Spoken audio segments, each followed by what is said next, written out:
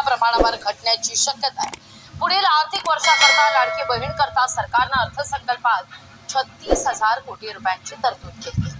मागील वर्षी 9 महिन्यांकरता तब्बल 46,000 कोटी रुपयांची तरतूद करण्यात आली होती। यंदा तब्बल 10,000 कोटी रुपयांनी तरतूद कमी करण्यात आली आहे।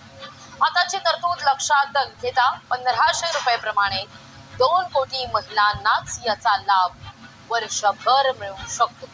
डिसेंबर अखेर 2 कोटी 46 लाख महिला लाभार्थी होत्या। त्यातील 5 लाख महिला अपात्र झाल्यानंतर जानेवारी अखेर 2 कोटी 41 लाख लाभार्थी महिला पात्र होत्या। ही सध्या मार्च अखेरपर्यंत संख्या जी आहे ती मार्च अखेरपर्यंत आणखीन घटण्याची शक्यता नाकारता येत नाहीये। अधिक माहिती घेतोय आपले प्रतिनिधी स्वप्नील आपल्यासोबत जोडले गेलेले आहेत। स्वप्नील, ही संख्या आणखीन घटू शकते लाडक्या बहिणींची, कारण वारंवार या सगळ्या संदर्भात चाळणी होतीये, स्क्रुटिनी केली जाते। स्वप्नील, ज्या योजना चालू होत्या त्या चालू लाडक्या बहिणींची संख्या आणखी घटू शकते। यामध्ये बघितलं तर आतापर्यंत एकूण 2 कोटी 41 लाख महिला या पात्र आहेत। त्याच्यावरची 5 लाख आहेत त्या महिलांना अपात्र करण्यात आलेला आहे। मात्र ज्या 2 कोटी 41 लाख महिला पात्र आहेत त्यांच्यासाठी 1 वर्षासाठी जी निधीची तरतूद करण्यात आलेली आहे ती 36,000 कोटींची आहे।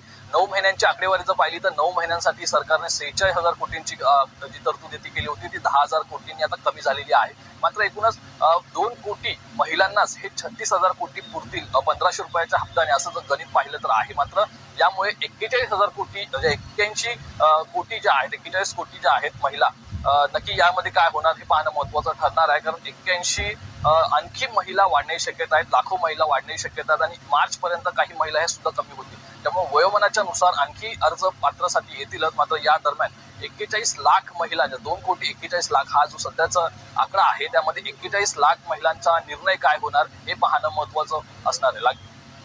निश्चित स्वप्नील, तुर्तास धन्यवाद तुम्ही दिलेल्या एकूणच या सविस्तर माहितीकडे।